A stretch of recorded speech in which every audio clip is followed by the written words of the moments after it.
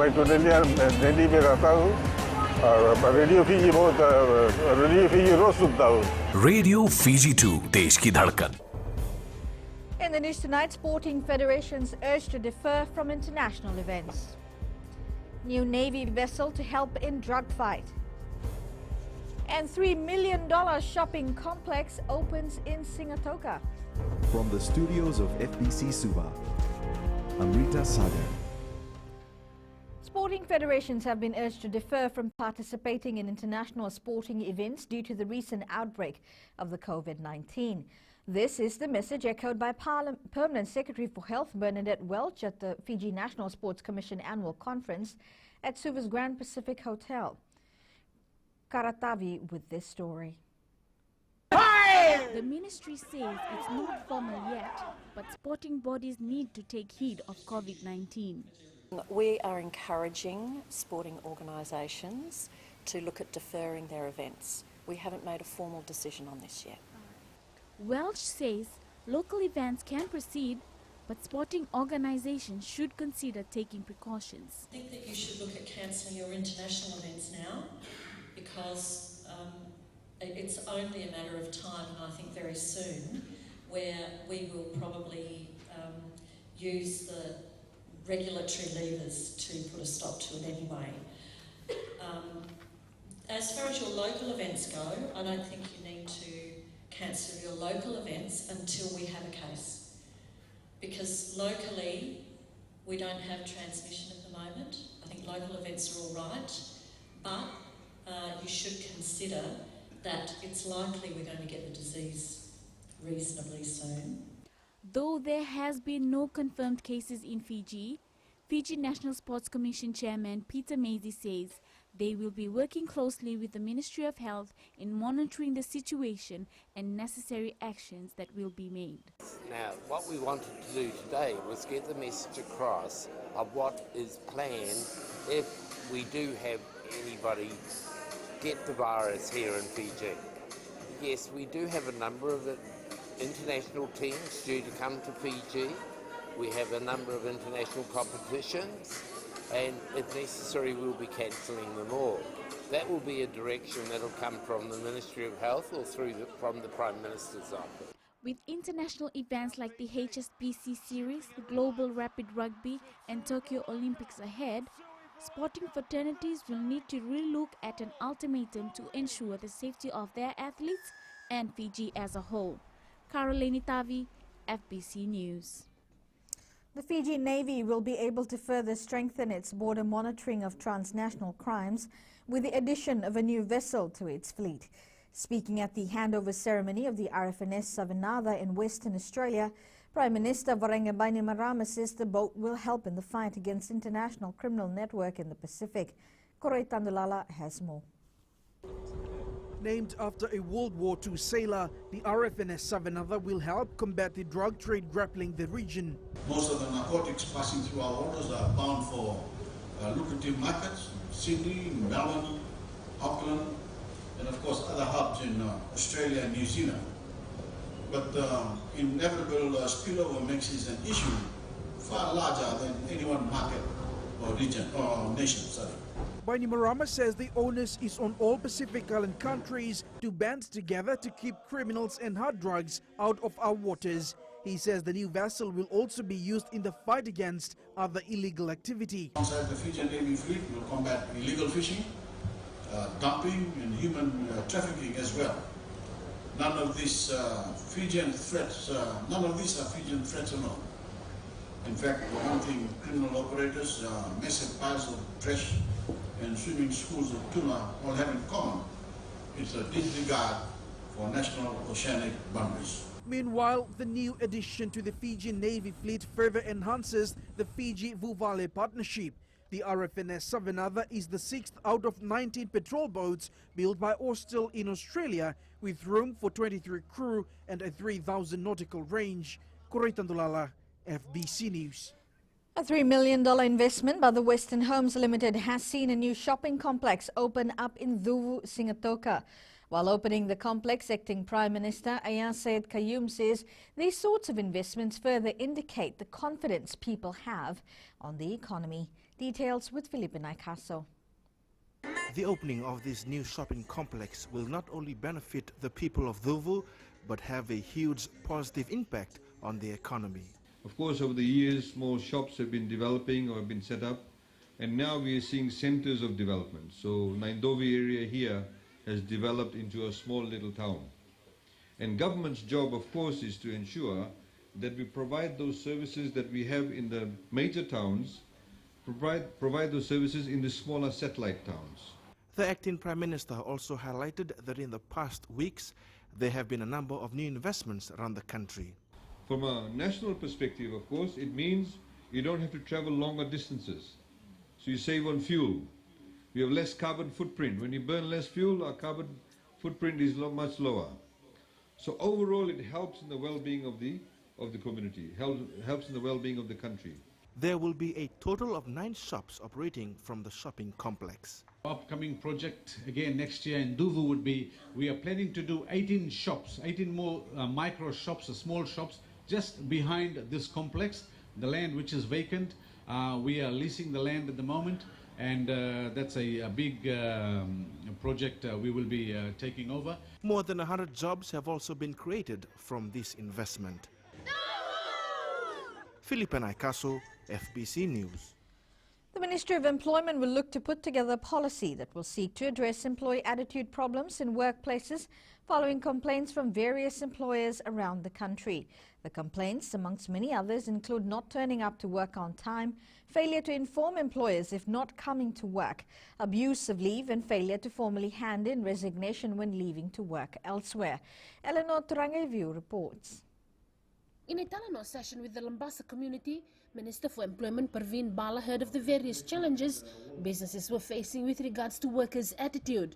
We are daily on day-to-day basis observing the attendance problem, the punctuality problem, and it has also perpetuated to this extent that they are found to be abusing their entitlement. We are currently employing 250 workers, but on a day-to-day basis we are only observing attendance rates from 50 to 60%. That's it. Lambasa Chamber of Commerce President Satish Kumar shared the same sentiments, saying it's straining the employer-employee relationship. Economically, you are binding with the contract, and all of a sudden they don't come to work and they disappear. I think all the business community will agree that this is happening. And they disappear, they don't come to work, and we don't know. It takes us, costs us money, it costs us time to bring them, train them, and all of a sudden they disappear. Minister Parveen Bala says with the assistance of the business community in Fiji, they will look to draw up a policy that will address these issues. This has been a complaint throughout our consultation. When workers not attending to work on time, without notification, they just step back. So, these are some of the things, discussions that we are having in all towns and cities. The business community will definitely assist us to draw some sort of policy.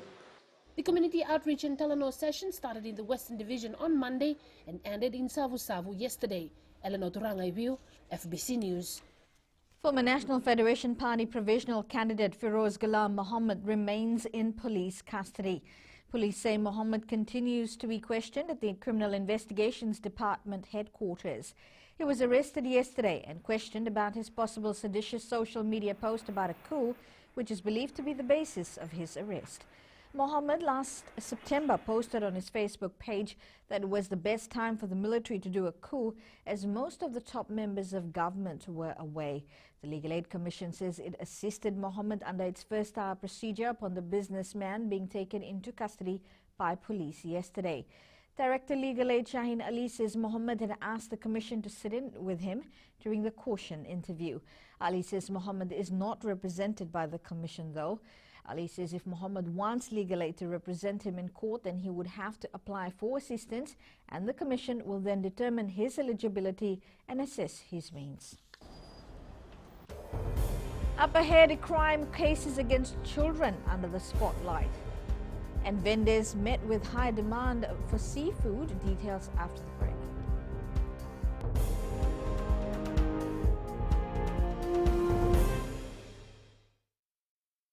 Ora nadango aprosa nangarse go erkraki do televizio na barong na radio Fijuan nandomo ibiti. Radio Fiji One, nandomo ibiti.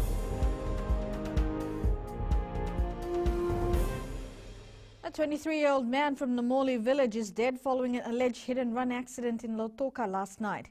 The victim was found lying motionless at the junction of Dravuni Street and Kandavu Street in Lautoka after 6 p.m. He was conveyed to the Lautoka hospital by officers from the National Fire Authority but was pronounced dead on arrival. Police is requesting if anyone has information or may have witnessed an accident any time before 6 p.m. to call the Western Division Headquarters on Crime or Crime Stoppers on 919. The Fiji Police Force has revealed that it received over 1,000 cases of crime against children in 2018. This included 567 cases of sexual crimes where children were victims. 420 cases involved the serious assault of children, assault causing bodily harm, and common assault, to name a few. Seniani Moila reports. The shocking statistics revealed by police 2018 data is a concern with a total of 1,086 cases recorded 2 years ago. We're having a session yesterday through the Ministry of Education where we're talking to the assistant principals and the head teachers of respective schools from Suva, and these are some of the issues that are being discussed openly with them. Social Welfare Director Rupeni Fatiaki is urging children to speak up if they are facing such issues. Unless it is brought out to the open, it's going to be covered, because normally when such cases happen, they always threaten not the victims not to say it, because they will do something to them. I don't know, like we encourage children who are victims to please come out and tell their parents, their teachers, someone that they know they can relate to. Yeah. Assault causing actual bodily harm of children topped the list with 305 cases recorded. Other cases include 138 cases of rape and attempted rape of children, 118 cases of indecent assault, 70 cases of assault, and 88 cases of defilement. Sainiani Boila, FBC News. With non-communicable diseases on the rise, the Spinal Injury Association believes majority of Fijians are still not taking their health seriously. With 13.7% of Fiji's population living with at least one functioning challenge, it's clear that people who suffer from NCDs, especially diabetes, are becoming part of this statistic. Faria Begum has more. A lot of awareness over the years have been centered around trying to fight the increasing number of NCD cases, but it comes down to the responsibility of individuals. The high rate of NCDs is still getting higher and higher. Where our role comes in for those that actually didn't do something about their well-being, didn't adhere to the health warnings. It is our responsibility. Then we have to try and give them that sense of comfort and at least some support systems in place. Joshko Wakaniasi adds that Fijians need to start thinking on their feet. If people are not responsible for themselves, then we'll always be fighting or losing. Vodafone ATH Foundation has also expressed concern on the alarming statistics of NCDs in Fiji. We have amputations according to Joshko. Every 8 hours there is one amputation, and that's a lot for this small island nation like ours. But he says a lot still needs to be done if Fijians want to steer clear from these diseases. Faria Begum, FBC News. Well, most Fijians opt for a variety of seafood as a compulsory menu on Saturdays. Jose Nanunga visited the supermarket today and notes there's a high demand for seafood from the public, and vendors are trying their best to sustain the weekend tradition. A dedicated vendor, Alumita Bogitini, says the selling of cooked or raw seafoods is an ideal choice for most Fijians today. Ever since starting this business a few years back, I noticed that the demand for seafood is increasing rapidly, and this is the most healthiest meal ever. Waking up in the wee hours of the morning and staying abreast to the tides is a norm for this Nakalawa Kambara native who has been in the business over the last 10 years. We normally go out at sea during low tide, and I have been selling like this over the last 30 years. In a week, I can earn $300 to $350. The ever-increasing demand of these mouth-watering dishes has prompted this lady to source her seafood's produce from maritime islands. I normally buy my seafood produce from maritime islands and I resell them. But it's always different if sellers get their seafood packs from their own area. This is the usual scene at the supermarket, particularly late in the afternoon, where the seafood vendors who even travel from maritime islands and coastal areas to come and sell these delicacies for their sustenance. Jose Nanuga, FBC News. Ahead in sports, consistency key for Fiji Sevens. And Suva Rugby gears up for Fair Brother Challenge. This and more coming up.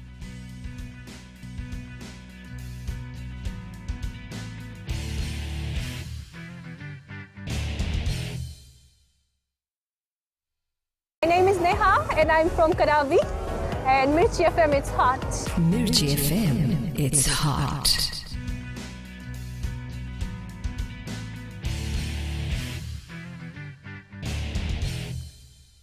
Despite losing in the finals to South Africa and Los Angeles, many people are confident the Fiji Airways national men's sevens will come out victorious in Vancouver tomorrow.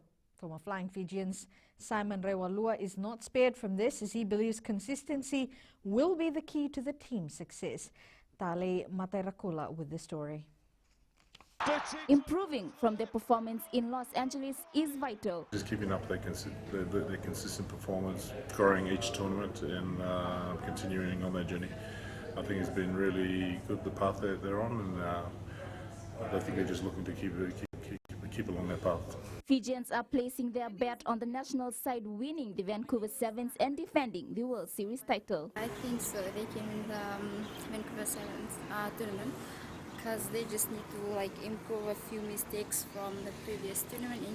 And I believe that they can win. I believe that the Fiji Sevens team can win the Vancouver Sevens this weekend, because they've done a good performance last week, and if they continue doing it, they'll be able to defend their World Series title. I think they have a good chance of winning the Vancouver Sevens, because in the last leg they played pretty well. Their fitness and everything was okay.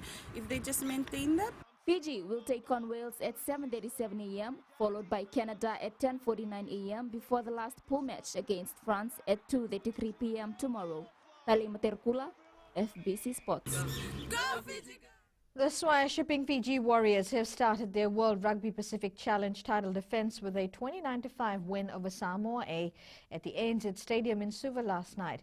Captain Tuinraki Samuvondre scored a double for the Warriors in the first half, while Filimoni Savo and Anasa Ngaranivalu grabbed a try each for a 29-0 lead at half-time. Tale Matarekula once again. Scoring a double on his first captaincy role was a special moment for skipper Tuinraki Samuvondre. Great feeling. Just thankful to the Lord for giving me the opportunity to don as the captain of the Fiji Warriors. Despite the win, Coach Kelelewere was not impressed with the players' performance. We're supposed to hold on to that ball. There's too many 50-50, forced passes. We don't need to do that. We need to build phases, go edge, like our game plan was, to run them around and build phases from there. Space will come, but the boys just wanted to play that Fiji style of rugby, but lucky the scoreboard was with us, not against us. Ball retention will be critical for the side as they prepare for their next match. The Fiji Warriors will now gear up for a much physical encounter against Tonga A next Tuesday at the ANZ Stadium in Suva. Tali Materkula, FBC Sports. Suva Rugby Union will bring a strong side for the Fiji Rugby Union Fair Brother Trophy Challenge against Nandronga in 2 weeks' time. With their club games beginning today, SRU executives will be scouting players to join their team for the upcoming match. Karatavi reports. Suva Rugby Union Games Committee Chair Aminia Singima says teams that have registered for the club games have prepared well. Trying to build a good Suva team this year, because we are looking forward to the game against Nandronga on the 28th of this month, as they will be playing in Nandronga. This is the first challenge of the Fair Brother and also the Skipper Cup as goes together on one day. Meanwhile, newcomers Eastern Saints defeated Western Coast 17-7 in the Koroturanga Challenge. Eastern Saints manager Epeli Sovaleru says even though they are a new team to the Suva Rugby Union tournaments, they will bring out their best. These young boys, they played in the season opener 10th tournament organized by the Suva Rugby Union last week. And being a young team, a new team, they did quite well. In other matches, Suva Stallions defeated USP 20-5, RKS All Boys edged QVS All Boys 19-13, and the Harlequins drew with Nambua Maroons 10-all. Round 2 of competition will continue again this week. Caroline Tavi, FBC Sports.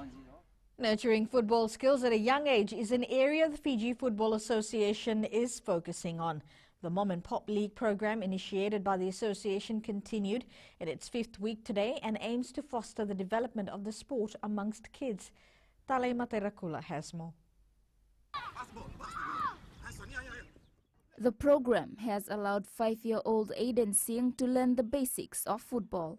To how to kick the ball, I learned how to pass. For Singh, the program is all about meeting new people. I made new friends today and make fun of my friends. Fiji FA Development Officer William Sikuru says the program is aimed at identifying the future football stars of the country. This is just basically trying to see and the potential that they have in football and the interest. The Mom and Pop League program will run for the next 5 weeks in 10 centers around the country. Tali Materkula, FBC Sports.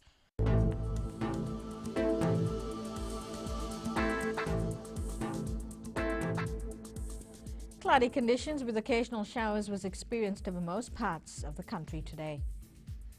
We'll take a look at the west. It was a blend of sun and clouds. There is a chance of light showers in the evening. Nandi, Lotoka and Ba were in their 30s today, with Singatoka on 28. And eastwards from Pacific Harbour to Suva, a sunny day with breezy conditions. We move up north. It was partly cloudy with humid conditions.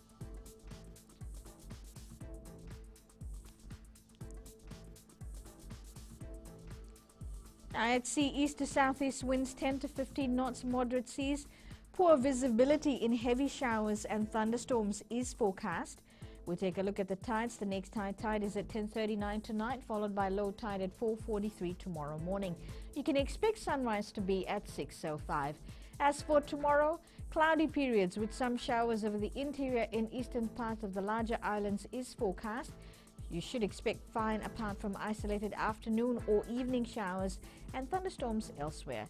Tomorrow's temperatures are expected to rise into the low to mid-30s. And as we look further on to Monday, mostly fine conditions should prevail.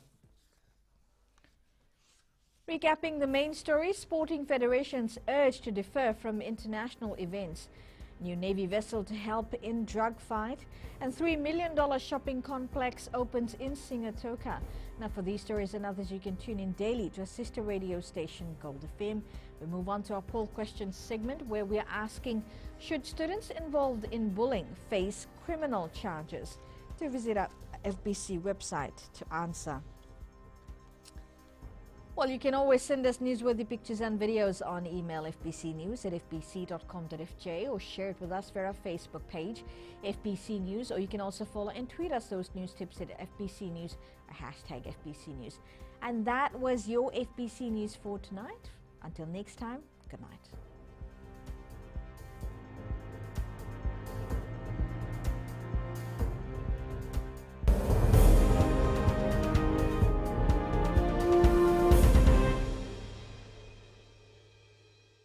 Bula, I'm Miri, I'm from Lotoka, and I love Gold FM because they play all my classic hits.